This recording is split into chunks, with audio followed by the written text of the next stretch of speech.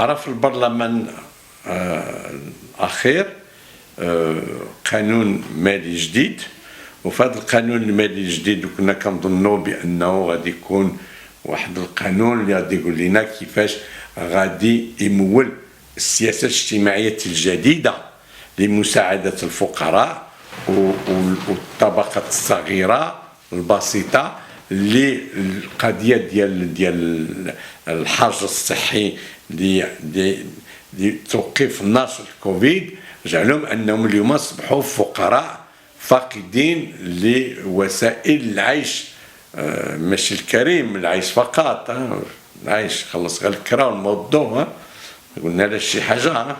بون جاو كيقولوا لنا واحد المادة عظيمة طويلة بزاف، وهي الفصل الثالث وأهم فصل داير في القانون اللي معدل، وكيجيو هنا ديك الفصل 247 مقرر ديال القانون المالية السابق، كيجيو كيقولوا بأنه هذا الفصل ديال سنة 2007 غادي 247 اللي كانت تخلق في سنة 2007 غادي نغيروه. وكيفاش غادي يغيروه؟ كيقولوا له بأنه البرلمان على كل حال فعلا تغير بزاف في اللجنه ديال الماليه، ولكن اخر المطاف قالوا اليوم الفلوس اللي ساهمتوا بهم كهبه كصدقه كوصيه كخيريه، بحال كان هذا الفلوس هادو غادي في خلال 5 سنوات تحيدوا طرف منهم من الربح، باش نحيدوا من الربح اللي غتكونوا نتوما ربحتوا، ديك الربح هذاك ما تخلصوش عليه الضريبه، زعما ديك الربح تحيدوا، تعتبروا بانه استرجعتوا فلوسكم، معناها هذا السلف، ماشي الناس عطات، الناس سلفت الدوله وغادي تسترجع فلوسها. ضيف على هذا قالوا لنا المصاريف ديال المقاولات وديال المنشآت في محاربة الفيروس كورونا. وشلون محاربة الفيروس كورونا؟ الفيروس راه كاين مصدلقة باقي موجود، باقي الفيروس راه كاين. كنقول لكم الحمد لله لأنه المغاربة المناعة ديالهم صحيحة وكل شيء اسيمبتوماتيك، معناه انه كيكون حامل الفيروس ولكن ما كاينش المظاهر ديال السيمبتوم ديال الوباء، الحمد لله على المغاربه. قليل اللي كتوقع فعلا هذوك اللي هما مسنين او مرض او لم ساكن في حاله مرضيه جد متقدمه. في المغرب هكا اللي وقع وشي حاجه اخرى راه ما كايناش، واخا ما كنعرفوش في الطب يجيو عندنا نديروا مناظرات في التلفزيون ونتكلموا وغادي ونفسروها وما يفسروها لينا بالسيف عليهم، لان الاسئله غادي يطيحوا في الفخ وغادي يقولوها هادو الناس صحابين العلم والطب. ف كيقول لك المصاريف اللي تحملت المنشاه او الشركه نتيجه الوباء ثم كذلك تحيدهم من الربح.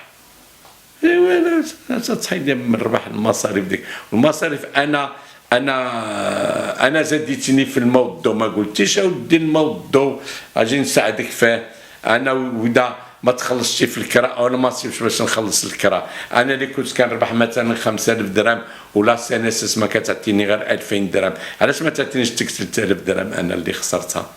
الشركه تعطيها لا ولا خسرته الشركه ودا خلصت شي حاجه في اطار شي مساعده، يعني حتى الوصيه والمساعده ما حطوهاش في القانون المالي، خلوها مبهم، معناه انه دا شي شركه شافت بان 2000 درهم ماشي كافيه وزادت شي حاجه ديال الفلوس من المستخدمين ديالها وما خدموش، لانه اذا كانوا خدامين وسجلوا في لاكاس ناسيونال في الصندوق الوطني للضمان الاجتماعي هذه تشفرت، احنا كنقولوا ما خدموش والصندوق عطاهم 2000 درهم وما زادوا لهم شي حاجه باش يزيدوا يعاونهم، فهذيك يمكن لهم يدخلوها لينا في المصاريف ديال الحمايه من انتشار الوباء.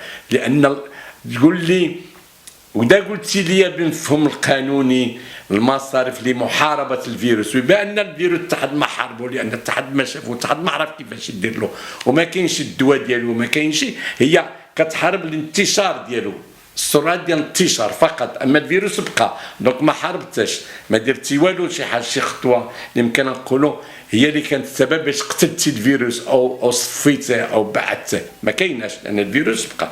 بقينا حنا 4 شهور في ديورنا، وملي خرجنا سيبدا الفيروس بالزنقه كيتسنانا، كنا متفقين في القضيه دي مزيان. فهذه انا كنعتبرها جنايه اختلاس اموال عموميه بالفن، ولكن جنايه اختلاس اموال عموميه، لانني انا بحال اللي كنقولوا كنقرر الربح ديال واحد الشركه الثلث كيرجع للدوله، لان الدوله شريكه معك في المنشاه التجاريه والصناعيه ديالك، وملي كنربحوا تعطيني الثلث ديالي.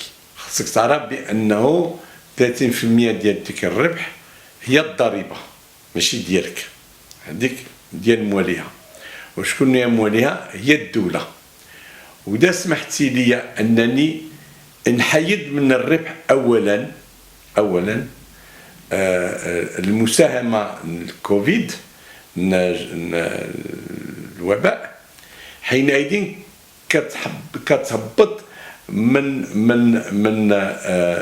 المبالغ التي ينبغي اداؤها للخزينه العامه في اطار الثلث اللي كتستحق الدوله كشريك لجميع التجار في المغرب في الربح، ثلثين ديالك والثلث ديال الدوله. هذه باقي الناس بغات تدخل ليها في راسها. ملي انت الثلث ديالي انا الدوله كتلعب فيه، خصك تمشي للحبس، لان هذه جنايه وخطيره، لان الدوله كيمكن لها توقف.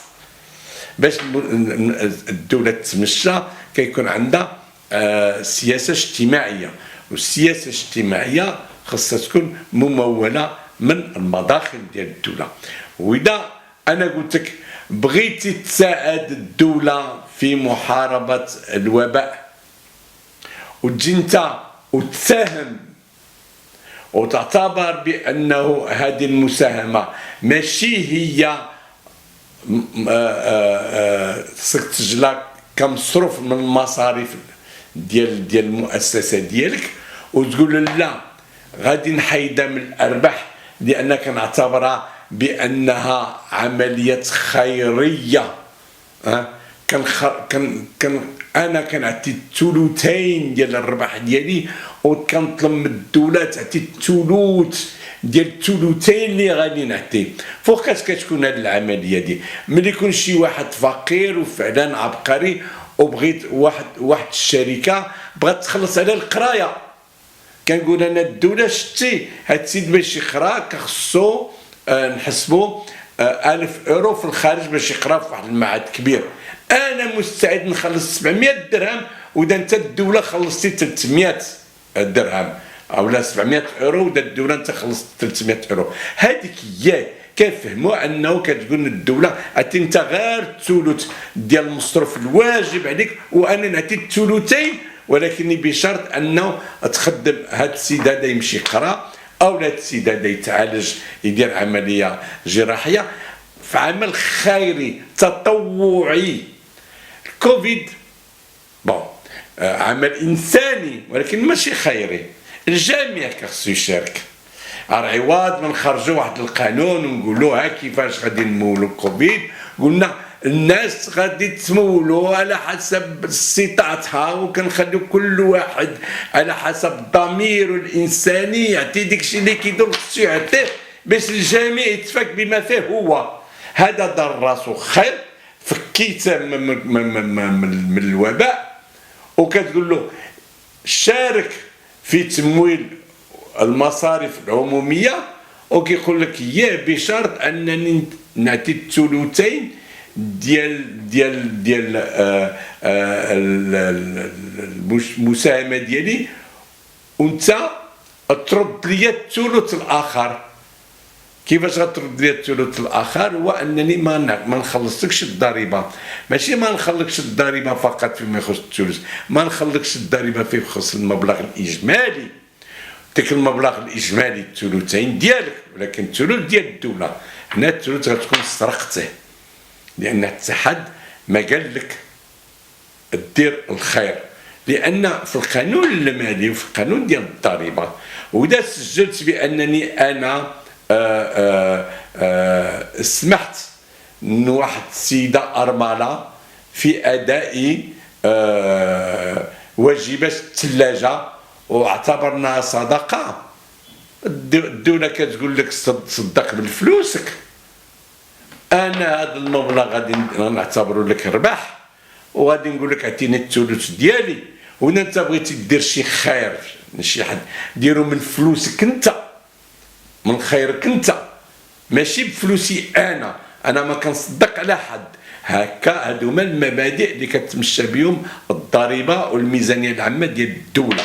الدوله ما كتصدقش، الدوله كتخوض في اطار واحد السياسه اللي كلها خصها تكون خير، وكلها خصها تكون تنميه، وكلها خصها تكون تطور، ولكن انت ما عندكش الحق تقرر في المصاريف ديال الدوله، وبالتالي انت ما عندكش الحق تحيد ليا الربح ديالي انا وتعطيني كورونا، لانني انا كنقول لك كورونا ملزمه على الدوله غادي تخلص المصاريف ديالها، ولكن انت واش بغيتي تساعد في اطار واحد الحساب اللي ما يمكنش شي واحد، خاصك تعتبره كمبدا عام درتي الخير، ولكن ديك الخير ديرو كله المبلغ اللي عطيتي كورونا، واذا انا غادي ندخلو في الربح وغادي نقول لك خصك تخلصني الربح ديالو، ماشي العكس بحال اللي داروا ما قلبوا الايه وقال لك ودي الفلوس ديال كورونا غادي نحيدهم من الربح، لانه اذا حيدتيهم من الربح كتحيد لهم الضريبه، لان الضريبه كتكون على الربح.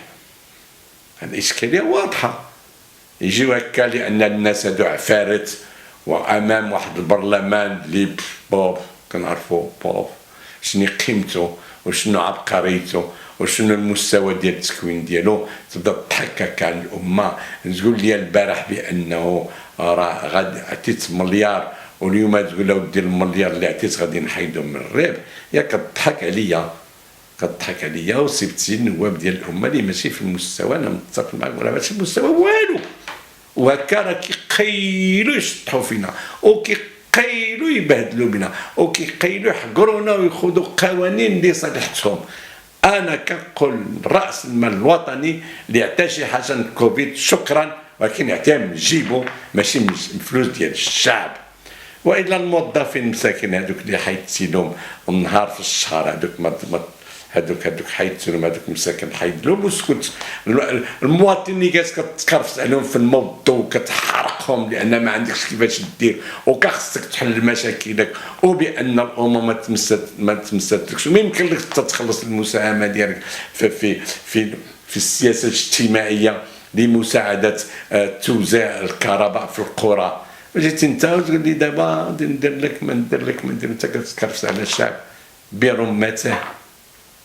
قل لي بان تخلق واحد الصندوق واحد اخر لمساعده ضحايا الكوفيد، وبانه في القانون التاسيسي كنقول لك انا الدوله مستعده نسمح لك في الثلث، واذا انت سمحتي لي في الثلثين من الربح، ولكني خارج الحسابات ديال الكوفيد، لان هذا كان نداء لمساعده الشعب المغربي، واللي بغى يساعد فلوسه ماشي الفلوس ديال الدوله. انا كنقول لكم انا وهذا القانون هذا قانون اجرامي، والتفسير اللي عطانا رئيس اللجنه الماليه خاوي تماما، ما عنده حتى شي علاقه.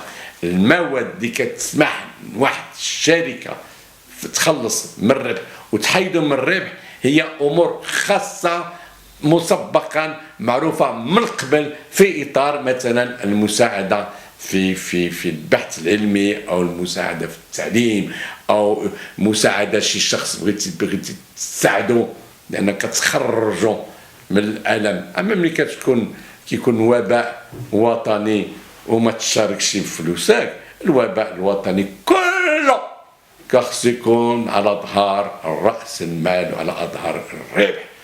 هذا اللي كنقول لكم حاجه مزيانه، وانه اولا من الربح خاصك تخرج المصاريف ديال كوفيد، واذا شطت شي حاجه غادي اعتبرها ربح. دير الحساب شحال تقام علينا كوفيد 19، ودير كل شركه غتحيد لها من المداخل ديالها ما ينبغي لتلبيه حاجيات كوفيد 19. واذا شطت لك شي حاجه غتديها، واذا ما شطت غتخدم خاوي. البنوكات غادي يخدموا باطل، والتامين غادي يخدم باطل، وموالين المناجم غادي يخدموا باطل، وموالين العطل غادي يخدموا باطل، وغادي نديرو من الربح كله حتى نخلص كوفيد 19. هادو هما الدول اللي كتوقف على رجليها، اللي كتعرف بان عندها الشعب، وبان الدوله معموله باش تحمي الشعب، وبان الحكومه معموله رغم اشاره الشعب وماشي ضد في الشعب.